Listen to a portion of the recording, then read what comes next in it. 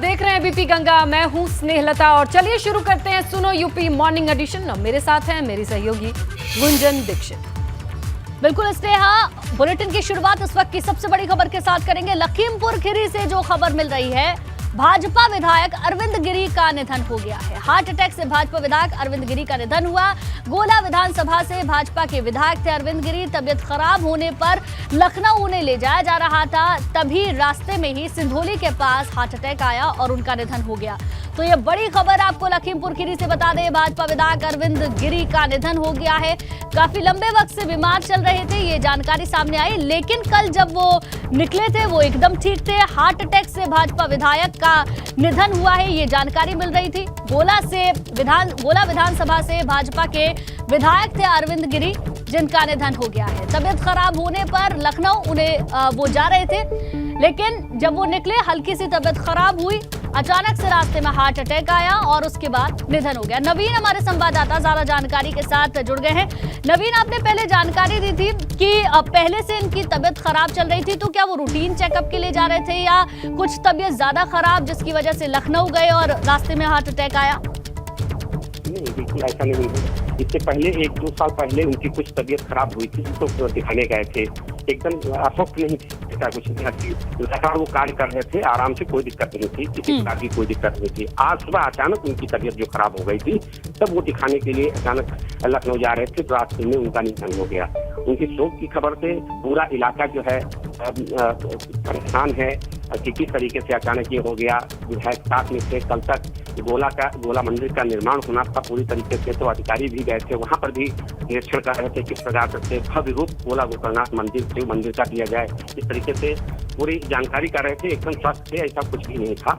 ये पहले से अस्वस्थ चल रहे थे, लेकिन इससे पहले कभी बीमार हो जाते हुए थे तो लखनऊ दिखाने के लिए जाते रहते थे, लेकिन ऐसा कुछ नहीं था कल तक। आज अचानक सुबह जो है अस्वस्थ हुए, अचानक उनकी तबीयत खराब हुई और उनको दिखाने के लिए परिवार के साथ लोग जा रहे थे। सिंधौली के पास हार्ट अटैक हुआ, जिससे उनका निधन हो गया। इलाके में शोक की लहर है। उनकी अच्छी सी छवि थी, अच्छी पकड़ थी जनता में, काफी लोकप्रिय नेता थे जनपद के, उनकी पहचान एक अपनी अलग थी। 5 बार के विधायक लगातार थे। बिल्कुल कद्दावर नेता रहे हैं, 5 बार के विधायक रहे हैं, अपने इलाके में, अपने क्षेत्र में अच्छी पकड़ रही है। शुक्रिया नवीन जानकारी के लिए। तो भाजपा विधायक अरविंद गिरी के निधन पर सीएम योगी आदित्यनाथ ने भी शोक जताया है। शोकाकुल परिजनों के प्रति सीएम ने शोक संवेदनाएं व्यक्त की है। आपको बता दें, भाजपा विधायक अरविंद गिरी का निधन हो गया है। सुबह अचानक से तबियत बिगड़ी, लखनऊ के लिए दिखाने के लिए जा रहे थे, रास्ते में ही उनका हार्ट अटैक से निधन हो गया, जिस पर अब मुख्यमंत्री ने भी शोक संवेदनाएं जताई है।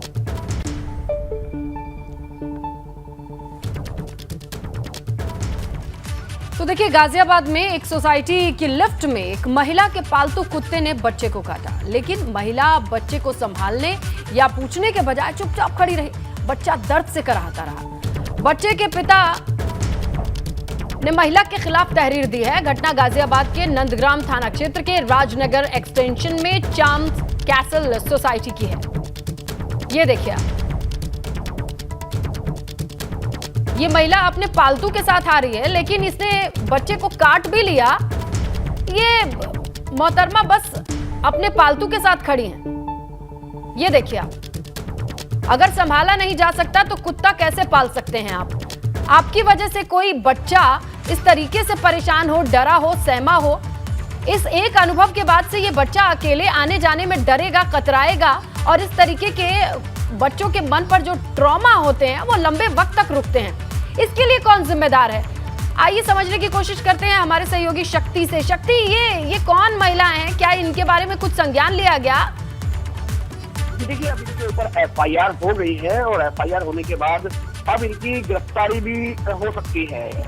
पुलिस ने इसमें मामला दर्ज किया, लेकिन सबसे बड़ा सवाल ये है कि कुत्ता तो पाल लिया जाता है, लेकिन दूसरे के बच्चे को, यानी कि आप लिफ्ट में देख सकते हैं किस तरीके से महिला आ रही है और लिफ्ट में एक मासूम को जब कुत्ता काट लेता है, तो काट लेने के बाद ये नहीं कि उस बच्चे को उस बच्चे से कुछ बात कर रही है, कुछ भी कह रही है, अपने बस कुत्ते के साथ खड़ी हुई है। बच्चा दर्द से करा रहा है और उसके बाद लिफ्ट से जब उनकी मंजिल आ जाती है तो उसके बाद वहां से चली जाती है और बच्चा लिफ्ट में रह जाता है। तो कहीं ना कहीं जितनी कहते हैं महिला की अगर बात की जाए तो ये बताया जा रहा है कि इस कुत्ते ने कई लोगों को भी काटा है पहले भी, और इनके खिलाफ शिकायत भी की गई है। लेकिन कौन है ये लोग- असंवेदनशील महिला? ये सोसाइटी वालों ने इनकी शिकायत क्यों नहीं अच्छे से की पहले से? देखिए, सोसाइटी वालों ने शिकायत की लेकिन कार्रवाई नहीं हुई। क्यों? कि कुत्ते ने काटा, कुत्ते का मामला पुलिस आती है कि देखिए कुत्ते ने काटा है, क्योंकि ये तो डॉग क्या लवर कर सकते हैं और ह्यूमन कहाँ जाएंगे और ह्यूमन के बच्चे कहाँ जाएंगे, क्योंकि ये डॉग लवर हैं। ये बिल्कुल है। इसमें अगर मामले की बात की जाए तो डॉग लवर यानी कि अगर कब कुत्ते नजीर को पेश की कह जाएगी? देते हो, कब तो तक तुरंत ये ही लोग खड़े हो जाते हैं और एफआईआर दर्ज कर देते हैं। अभी क्या हुआ है? सिर्फ कागज पे काम हुआ है? ये सोसाइटी तक पहुंच करके बस मुस्कुरा करके बस कुत्ता है आगे से नहीं होगा, हम ध्यान रखेंगे, इतने पे ही काम हो जाएगा? देखिए, इतने में ही काम हो जाता, लेकिन जब बच्चे के माता पिता इस लेडी के घर गए और उन्होंने शिकायत की तो इन्होंने उल्टा ही उनसे बदतमीजी की, बदसलूकी की। कहीं ना कहीं अगर ये माफी मांग लेते तो ये मामला पुलिस थाने तक नहीं पहुंचता। माफी, और थाने में पहुंचने चलिए के बाद ठीक है, महिला माफी, के खिलाफ लेकिन FIR दर्ज नहीं होती। माफी मांगना मानवीय 124 संवेदनाओं का एक हिस्सा हो सकता है, लेकिन ये पूरा घटनाक्रम किसी बच्चे के कोमल मस्तिष्क पर, उसके स्मृति पटल पर एक बुरी यादों के तौर पर अंकित होता है। और ऐसे अगर लोग अपने पालतुओं को संभाल नहीं पाते तो उसकी जिम्मेदारी तय होनी चाहिए। इसे घर में रखना होगा, बाहर नहीं निकालिए आप लोगों के लिए। अगर आप एनिमल लवर हैं तो इसको अपने घर में रखिए। बच्चों के लिए ये इस तरीके की यादों का पिटारा नहीं होना चाहिए। आप नजर बना करके रखिएगा शक्ति की इस पूरे मामले पर क्या कार्रवाई होती है। शुक्रिया तमाम जानकारी के लिए। आगे बढ़ते हैं अगली खबर की ओर। और चलिए अब बात करते हैं यूपी में मदरसों के सर्वे को लेकर यूपी सरकार के आदेश पर मचे घमासान की। आज जमीयत उलेमाए हिंद के अध्यक्ष मौलाना महमूद मदनी की अध्यक्षता में एक बैठक का आयोजन किया गया। मदनी ने मदरसों के सर्वे के विरोध में आज एक बड़ी बैठक बुलाई है। इसमें यूपी के बड़े मदरसों से जुड़े लोग शामिल होंगे। ये सभी लोग गैर सरकारी इमदाद से मदरसे चलाने वाले हैं। मौलाना मदनी ने मदरसों के सर्वे पर सवाल उठाए हैं, जिसको लेकर आज एक बैठक भी जमीयत उलेमाए हिंद के अध्यक्ष की ओर से बुलाई गई है। आपको बता दें, यूपी में मदरसों का सर्वे को लेकर जो बात उठाई गई थी उसका विरोध किया जा रहा है और उसी को लेकर एक बैठक भी आज होनी है। मदरसे पर जो महाभारत हो रही है उस पूरी महाभारत को जरा आप समझिए। योगी सरकार ने जो फैसला लिया उस फैसले पर घमासान मचा हुआ है। गैर मान्यता प्राप्त मदरसों का अब सर्वे होना है, जिसके बाद जमीयत उलेमाए हिंद ने मोर्चा खोल दिया है। मौलाना महमूद मदनी की अध्यक्षता में आज एक बैठक होनी है। सर्वे के विरोध में मदनी ने इस बैठक को बुलाया है। यूपी के कई मदरसों से जुड़े लोग इस बैठक में पहुंचेंगे। दिल्ली के जमीयत उलेमाए हिंद दफ्तर में आज ये बैठक होनी है। तो लगातार मदरसे पर महाभारत छिड़ी हुई है। योगी सरकार ने जिस तरीके से फैसला लिया उस फैसले का विरोध किया जा रहा है और उस विरोध के चलते ही आज एक बड़ी बैठक भी हो रही है। पूरी जानकारी लेंगे। अविनाश तिवारी हमारे संवाददाता दिल्ली से ज्यादा जानकारी के साथ जुड़ गए हैं। अविनाश, इसको लेकर पहले से काफी बवाल हो चुका है, लेकिन अब आज की जो बैठक बुलाई गई है, कौन लोग इस बैठक में शामिल होंगे, क्या कहना है इस बैठक के पीछे, क्या वजह है, क्या सोच है, वो बताएं। जी देखिए, अगर बात करें तो जिस तरीके से उत्तर प्रदेश सरकार ने गैर सरकारी मदरसों के सर्वे का निर्णय लिया है, उसके बाद जितने भी गैर सरकारी मदरसे के संचालक हैं उनको मौलाना महमूद मदनी ने आज दिल्ली बुलाया है। वो तमाम सारे गैर सरकारी मदरसों के संचालकों के साथ बैठक करेंगे। बैठक में ये रणनीति तैयार की जाएगी कि किस तरीके से इस सर्वे का विरोध करना है, कानूनी पहलुओं पर किस तरीके से आगे बढ़ना है और किस तरीके से सामाजिक पहलुओं पर आगे बढ़ना है। तो इन दोनों मुद्दों को लेकर के आज जमीयत उलेमा हिंद का जो कार्यालय है दिल्ली में ITO पे, वहां पर यह बैठक होगी। 10 बजे सुबह से तमाम सारे जो गैर सरकारी मदरसे हैं, जो जिनके संचालक हैं, वो पहुंचना शुरू होंगे और उनके साथ मौलाना महमूद मदनी लंबी वार्ता करेंगे। वार्ता करके सबसे पहले कानूनी पहलुओं पर विचार करेंगे कि इस तरीके से इलाहाबाद हाई कोर्ट या फिर सुप्रीम कोर्ट कहां का दरवाजा खटखटाया जाए जिससे कि इस सर्वे पर रोक लगवाई जा सके और क्या कुछ कारण दिया जाए सर्वे पर रोक लगवाने को लेकर के, और इसके साथ साथ समाज में किस तरीके का संदेश दिया जाए। तो इन दोनों पहलुओं को लेकर के आज ये बैठक होगी, जिसमें अगर बात करें तो जो उत्तर प्रदेश सरकार का निर्णय है उस निर्णय की कैसे मुखालफत किया जाए, उस निर्णय को कैसे गैर जरूरी बताया जाए, इन तमाम सारे मुद्दों को लेकर के ये महत्वपूर्ण बैठक 10 बजे से होगी। बिल्कुल अविनाश, आप नजर बना करके रखिएगा। 10 बजे के बाद देखना ये होगा कि क्या मीटिंग के भीतर से भी कुछ अपडेट आती है तो हम दर्शकों तक जरूर पहुंचाएंगे। चलिए आगे बढ़ेंगे, बात करेंगे केंद्रीय गृह राज्य मंत्री अजय मिश्र टेनी की जमानत निरस्त करने वाली याचिका पर हाईकोर्ट की MP MLA कोर्ट में आज सुनवाई होगी। आज जमानत याचिका पर अंतिम सुनवाई की जाएगी। इससे पहले इस केस में अभी तक सिर्फ फैसला आने के लिए 5 तारीखें लग चुकी हैं। प्रभात गुप्ता हत्याकांड में 4 लोग नामजद हैं और अब ये देखना होगा कि सिर्फ फैसला सुनाने में जब 5 तारीखों का ऐलान हो चुका है तो क्या ये आखिरी तारीख है जब ये सुनवाई पूरी होगी। प्रभात गुप्ता हत्याकांड है, पुराना मामला है, 4 लोग नामजद हैं। केंद्रीय गृह राज्य मंत्री अजय मिश्र टेनी पर आज इस मामले को लेकर के अहम सुनवाई एमपी-एमएलए कोर्ट में होनी है। सीधा रुक करते हैं हमारे सहयोगी विवेक त्रिपाठी का और समझने की कोशिश करते हैं कि कानूनी दाव पेच जो है, जो पेचीदगियां हैं, वो किस तरफ इशारा करती हैं अजय मिश्र टेनी को लेकर के। विवेक,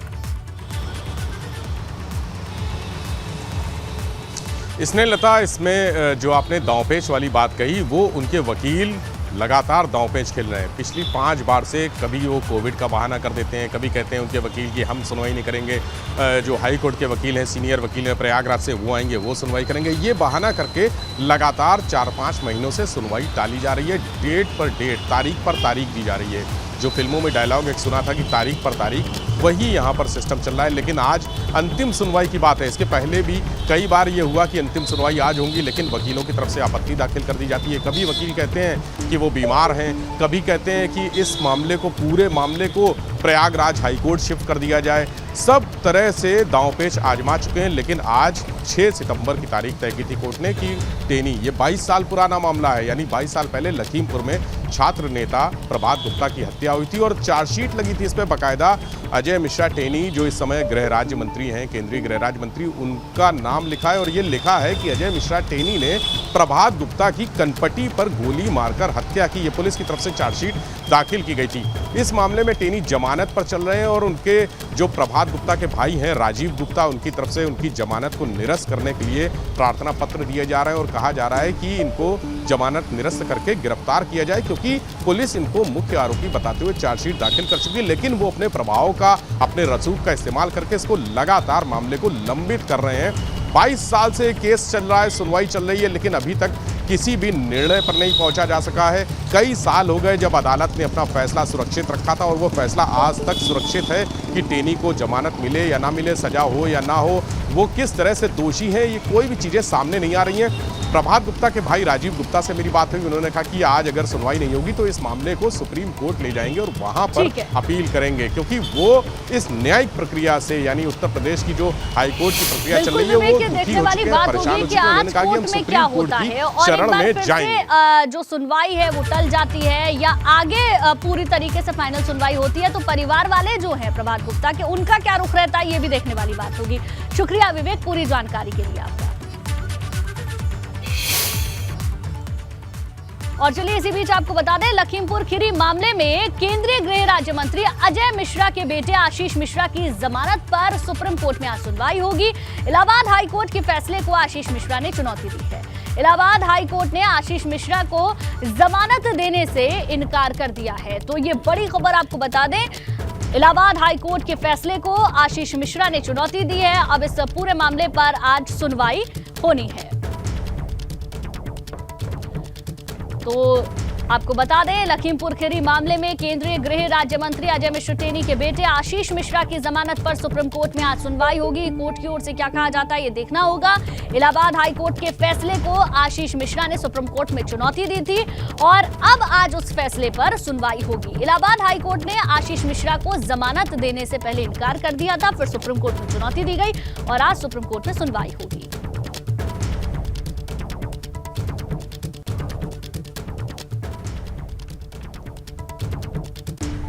तो देखिए, लखनऊ में आज योगी कैबिनेट की बैठक है। सीएम योगी की अध्यक्षता में ये बैठक होगी। लोक भवन में सुबह 11 बजे ये बैठक होनी है। कई अहम प्रस्ताव हैं जिन पर मुहर लग सकती है। 10 से ज्यादा ऐसे प्रस्ताव हैं जो पास हो सकते हैं। कैबिनेट की इस बैठक में स्वास्थ्य, नगर विकास और शिक्षा विभाग से जुड़े प्रस्तावों पर मुहर लग सकती है, इस बात की जानकारी आ रही है। इसके अलावा विधानसभा का मॉनसून सत्र भी इसी महीने होना है, इसीलिए सत्र को शुरू करने का प्रस्ताव भी लाया जा सकता है। तो देखिए, अमूमन मंगलवार को होने वाली कैबिनेट की बैठक में कई अहम मुद्दे रहते हैं, लेकिन इस बार जानकारी आ रही है नगर निगम, स्वास्थ्य और शिक्षा, इसके साथ मॉनसून सत्र को लेकर के प्रस्ताव, इस पर कोई बड़ा फैसला आ सकता है।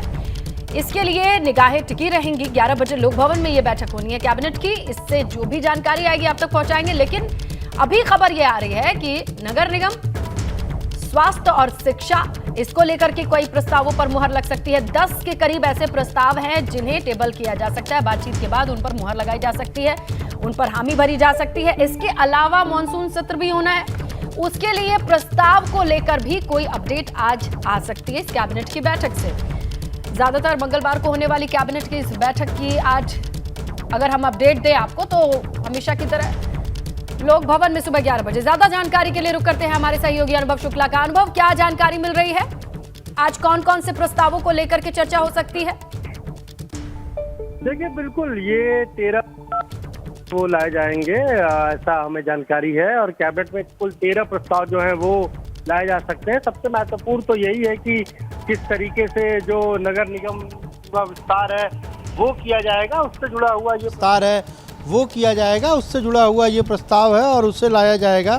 साथ ही साथ कुछ और भी ऐसे प्रस्ताव हैं जिन्हें आज लाया जा सकता है। अगर आप देखिए तो जिस तरह से कुछ शिक्षा से जुड़ा हुआ प्रस्ताव है उसे भी लाया जा सकता है। और ख़ास तौर से देखिए, उत्तर प्रदेश में नगर निकाय के चुनाव इसी साल के अंत में होने हैं, तो सबसे महत्वपूर्ण माना जा रहा है कि जो नगर विकास विभाग का प्रस्ताव होगा, कुछ ऐसी नगर पालिकाएं हैं, कुछ नगर पंचायतें हैं, कुछ का तो सीमा विस्तार होना है और कुछ को नई को स्वीकृति देनी है, तो उससे जुड़ा ये प्रस्ताव आज लाया जा सकता है। नगर विकास विभाग का है। इसके अलावा शिक्षा विभाग से जुड़ा हुआ कुछ प्रस्ताव है और साथ ही साथ कुछ विभागों में जो नियम हैं उनमें संशोधन का प्रस्ताव है। पिछली कैबिनेट में भी कुछ प्रस्ताव आए थे संशोधन वाले, लेकिन तब वो नहीं हो पाया था। इसलिए इस बार के जो आज कैबिनेट बैठक होने जा रही है उसमें ये संशोधन के प्रस्ताव लाए जा सकते हैं और उस पर जो कैबिनेट है अपनी मुहर लगा सकती है। लेकिन लगभग 13 प्रस्ताव आज कैबिनेट की इस बैठक में लाए जा सकते हैं। बिल्कुल अनुभव, स्वास्थ्य से जुड़े वो प्रस्ताव हो सकते हैं, नगरीय निकाय से जुड़े ये प्रस्ताव हो सकते हैं, इसके अलावा शिक्षा से जुड़े प्रस्ताव हो सकते हैं और संशोधन वाले प्रस्ताव भी हो सकते हैं। बहुत बहुत शुक्रिया अनुभव पूरी जानकारी के लिए। आगरा से बड़ी खबर, जहां खनन माफिया के खिलाफ लगातार कार्रवाई चल रही है। एसएसपी के आदेश के बाद कार्रवाई शुरू हुई है। 5 थानों की 10 टीमों ने रात भर दबिश दी है। एक खनन माफिया पकड़ा गया है, पूछताछ जारी है। टोल का बूम तोड़कर 13 ट्रैक्टर एक साथ निकले थे। खनन माफिया की दबंगई का जो पूरी घटना थी वो सीसीटीवी में कैद हो गई थी और अब इस पूरे मामले पर एक्शन लिया जा रहा है। एक खनन माफिया को गिरफ्तार भी कर लिया है, पूछताछ उससे जारी है। तो ये बड़ी खबर आपको आगरा से बता दें, खनन माफियाओं के खिलाफ लगातार कार्रवाई चल रही है। एसएसपी के आदेश के बाद ये कार्रवाई शुरू हुई है। ये उस वक्त की तस्वीरें, ये वीडियो आप देख रहे हैं किस तरीके से टोल को तोड़कर एक के बाद एक खनन माफिया अपना ट्रैक्टर लेकर आगे बढ़ते रहे। जो टोल कर्मी है उन्होंने रोकने की भी कोशिश की, लेकिन इन ट्रैक्टर चालकों ने रुकने की जहमत नहीं उठाई और अब इस पूरे मामले पर कार्रवाई की जा रही है। एसएसपी के आदेश के बाद कार्रवाई शुरू हुई है। 5 थानों की 10 टीमों ने रात भर दबिश दी है। एक खनन माफिया को पकड़ लिया गया है, पूछताछ उससे की जा रही है और इस खनन माफिया के जरिए बाकी के खनन माफियाओं के बारे में भी बड़ी जानकारी हाथ लग सकती है। टोल का बूम तोड़कर किस तरीके से एक के बाद एक 13 ट्रैक्टर निकले थे। आगरा से यह मामला सामने आया था और इस वीडियो को देखने के बाद, ये मामला सामने आने के बाद एक्शन इसमें लिया गया है। एक खनन माफिया की गिरफ्तारी हो चुकी है, पूछताछ उससे की जा रही है। एसएसपी के आदेश के बाद कार्रवाई शुरू हुई है। पिछले दिनों लगातार आगरा से कुछ इसी तरीके के मामले, दबंगई के मामले और ऐसे मामले सामने आए हैं जिस पर अब एक्शन लिया जा रहा है।